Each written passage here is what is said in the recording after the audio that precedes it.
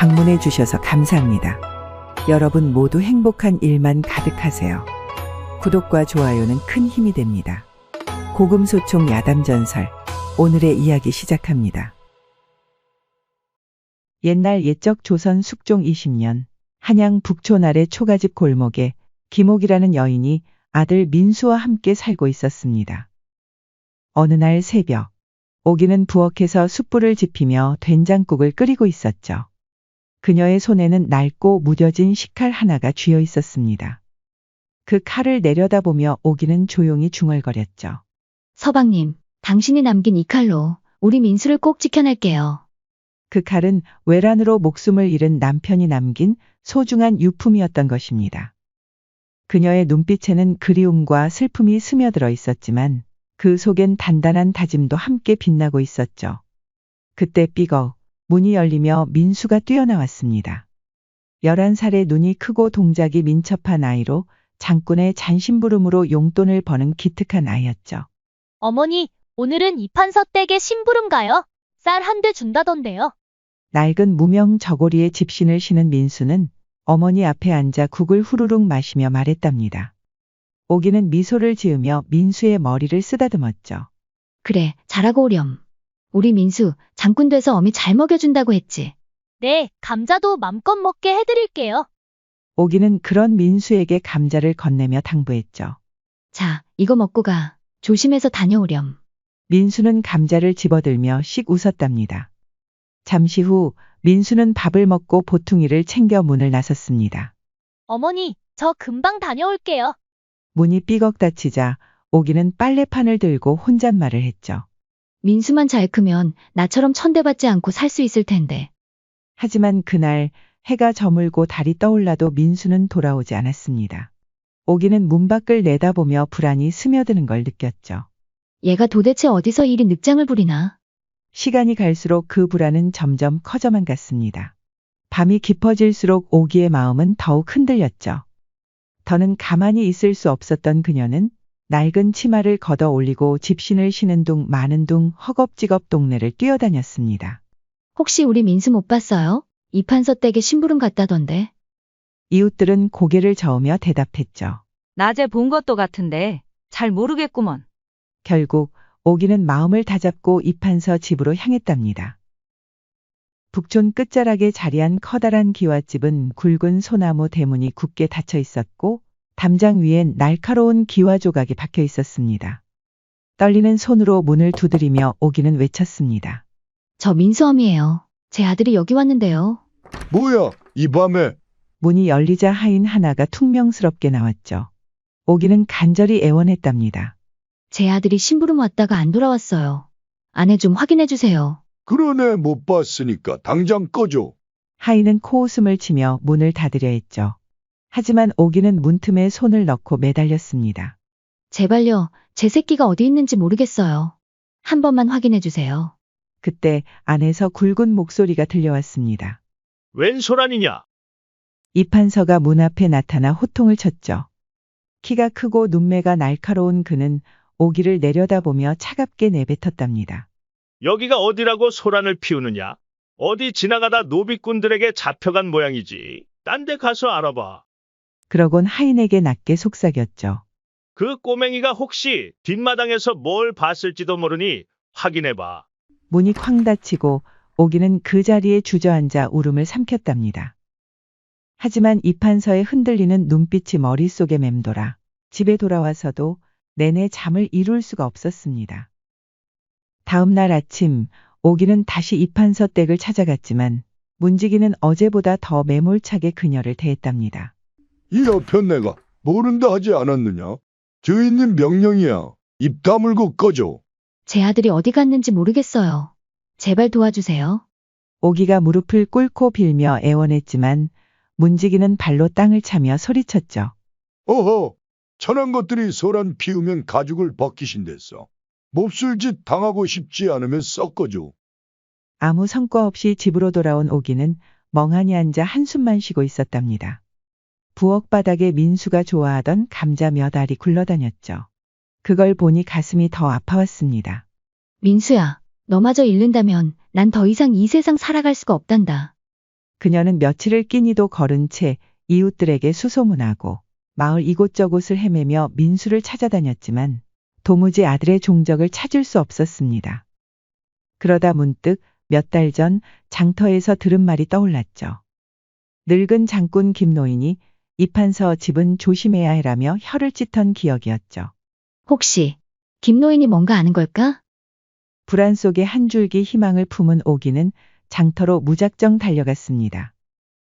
장터에 도착한 오기는 숨을 고르며 김노인을 찾았죠. 마침 그는 나무 그늘 아래 앉아 나무를 다듬고 있었답니다. 어르신, 저 민수애미예요. 민수 애미가 여긴 어쩐 일인가?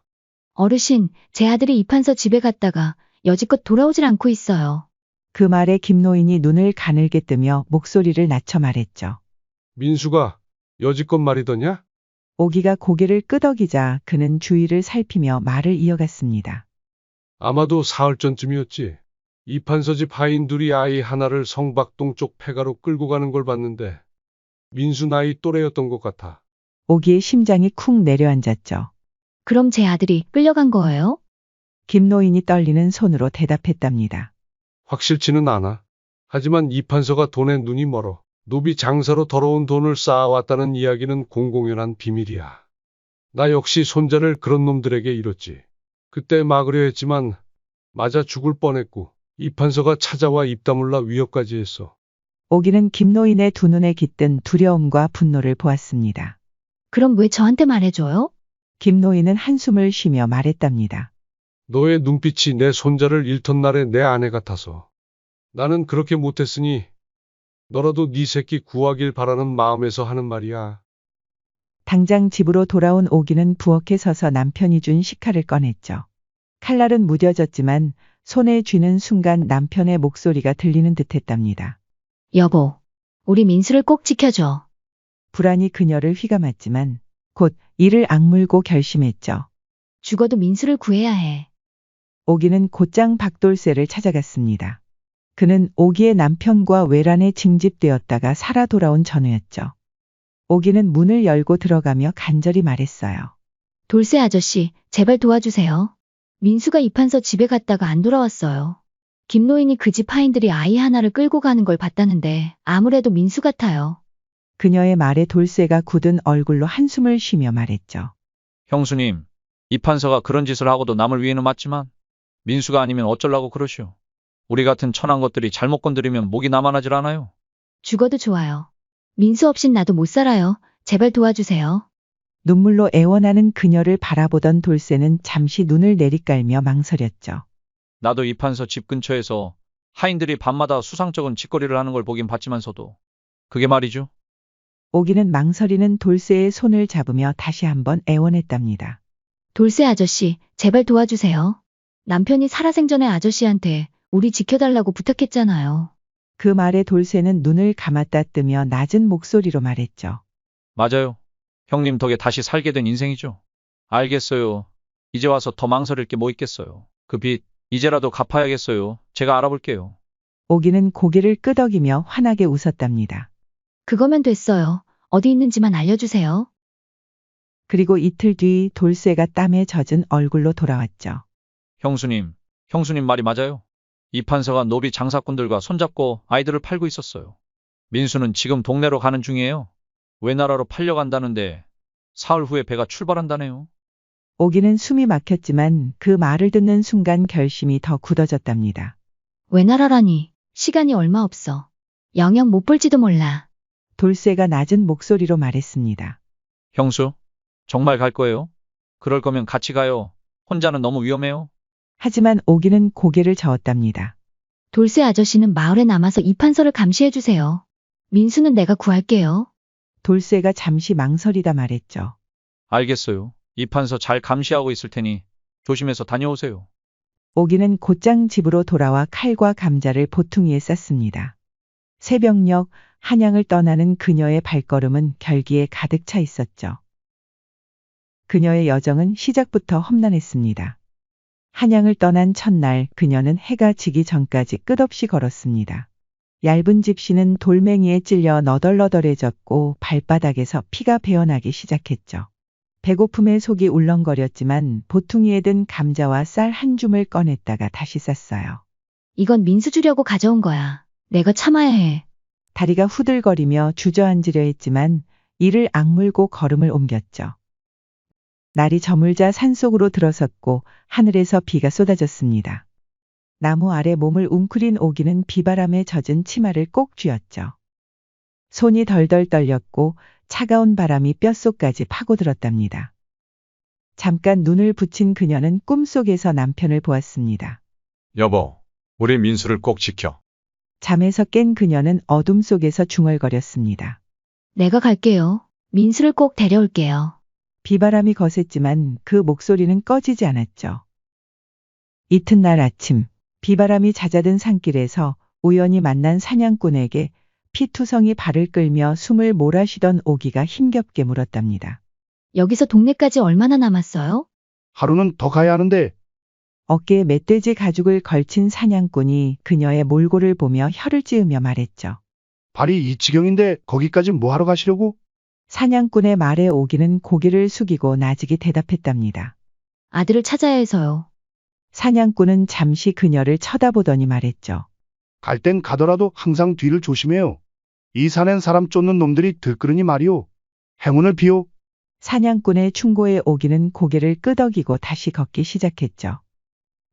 발바닥이 찢어질 때마다 민수의 얼굴이 떠올랐고 그 간절함이 그녀를 앞으로 나아가게 했습니다. 해가 저물 무렵 산길은 더 어두워졌죠. 그리고 결국 사냥꾼의 말은 현실이 되었답니다. 이판서가 오기의 집요한 추적을 의심하며 보낸 첩자가 그녀를 뒤쫓고 있었죠.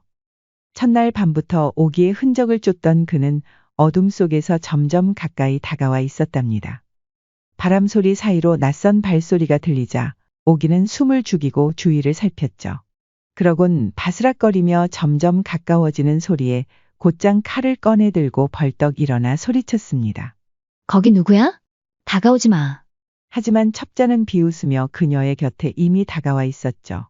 도망가 보시지. 어서. 그가 손을 뻗는 순간 오기는 칼을 휘둘렀지만 비바람에 지친 몸은 힘이 빠져 있었답니다.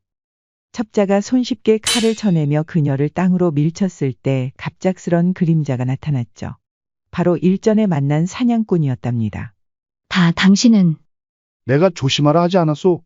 그는 낮에 오기를 본 뒤 그녀를 쫓는 수상한 자를 눈치채고 오히려 그 자를 미행해 왔던 것입니다.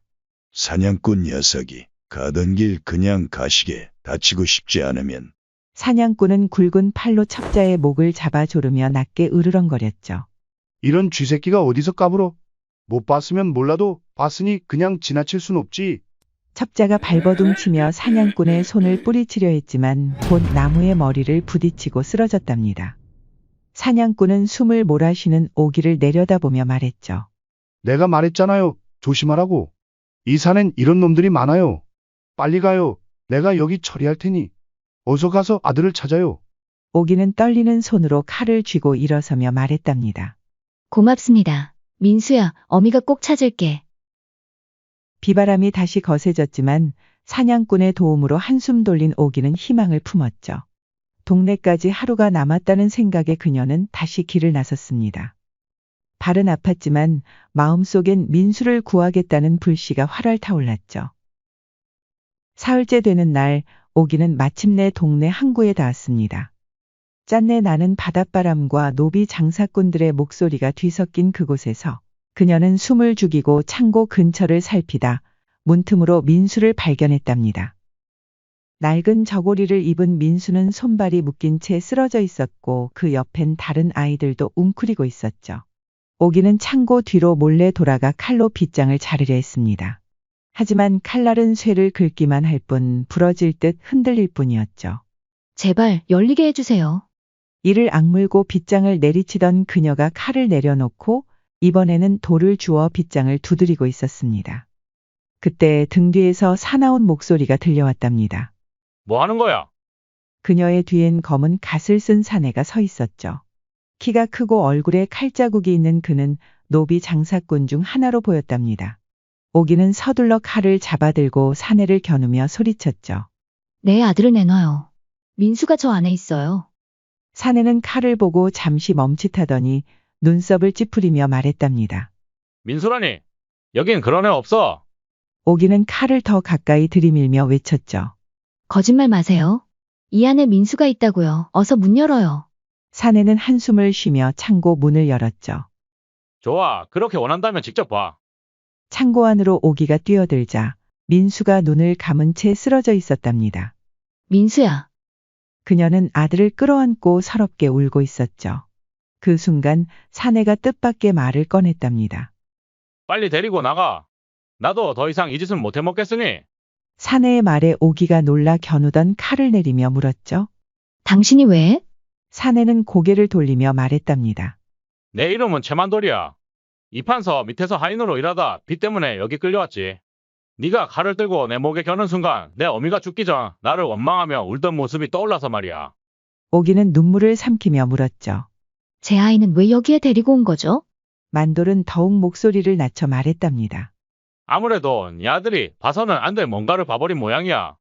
도대체 뭘 봤길래 이렇게까지. 만돌은 말을 이어갔죠. 뭔진 몰라도 아이를 없애야 할 정도로 중요한 비밀이겠지. 나도 그 이상은 몰라. 오기는 숨이 막혔지만 고개를 끄덕였죠. 만돌은 주위를 경계하며 사시나무 떨듯 떨고 있었습니다. 이 판서를 배신하면 목이 날아갈까봐 겁나서 어쩔 수 없었어. 근데 너의 칼끝 앞에서 더는 도망칠 수 없을 것 같아. 어서 아이를 데리고 도망가. 순간 주위가 시끄러워지기 시작하더니 사람들이 몰려들었습니다. 침입자다. 저쪽이야, 저쪽. 그는 황급히 오기와 민수를 창고 뒤로 빼내고 장사꾼들에게 소리쳤죠. 여기다, 여기야. 저쪽으로 도망갔어. 사내의 외침에 장사꾼들이 반대 방향으로 뛰어가자 오기는 민수를 업고 달리기 시작했답니다. 저 멀리 만돌의 목소리가 바람에 실려 희미하게 들려오고 있었죠. 얼마 후 오기와 민수는 동네 항구를 벗어나 산길로 들어섰습니다. 민수는 여전히 깨어나지 않았지만 가느다란 숨소리로 그녀를 안심시켰죠. 오기는 아들을 업고 걷는 내내 중얼거렸답니다. 민수야, 어미가 널 구했어. 그때 등 뒤에서 들리는 발소리에 그녀가 칼을 꺼내 들고 소리쳤죠. 누구야? 칼을 겨눈 그 끝엔 최만돌이 서 있었답니다. 진정하시게, 나야. 오기는 칼을 내리며 물었죠. 왜 이렇게까지 우리를 돕는 거예요? 만돌이 고개를 숙이며 말했답니다. 내 어미가 죽기 전 팔려간 동생을 찾아오라고 울며 매달렸지.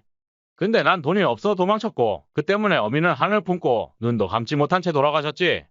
그런데 네가 칼을 들고 내 목에 겨눈 순간 돌아가신 어머니의 한 맺힌 눈빛이 다시 떠올라 견딜 수가 없었어. 그럼 이제 어떻게 할 거예요? 만돌은 품에서 작은 보퉁이를 꺼내 내밀었죠. 여기 쌀이랑 물이야. 한양까지 가는 데서. 난 관가에 가서 목숨 걸고라도 이 판서를 막을 테니. 오기는 보퉁이를 받아 들고 말했답니다. 고맙습니다. 만돌씨, 꼭 살아서 돌아와요. 만돌은 고개를 돌리며 대답했죠. 어서 가. 내가 시간 끌 테니까. 잘 가. 그는 다시 창고 쪽으로 돌아갔고 곧 장사꾼들의 고함과 칼 부딪히는 소리가 멀리서 들려왔죠. 그 소리는 바람에 묻혀 점점 멀어져 갔답니다. 오기와 민수는 꼭 열흘 만에 한양으로 돌아올 수 있었습니다. 며칠 뒤 민수는 깨어났지만 눈에 띄게 말수가 줄어들어 있었죠. 초가집 마당에 앉아 된장국을 끓이던 오기는 아들에게 물었습니다. 얘야, 배고프지?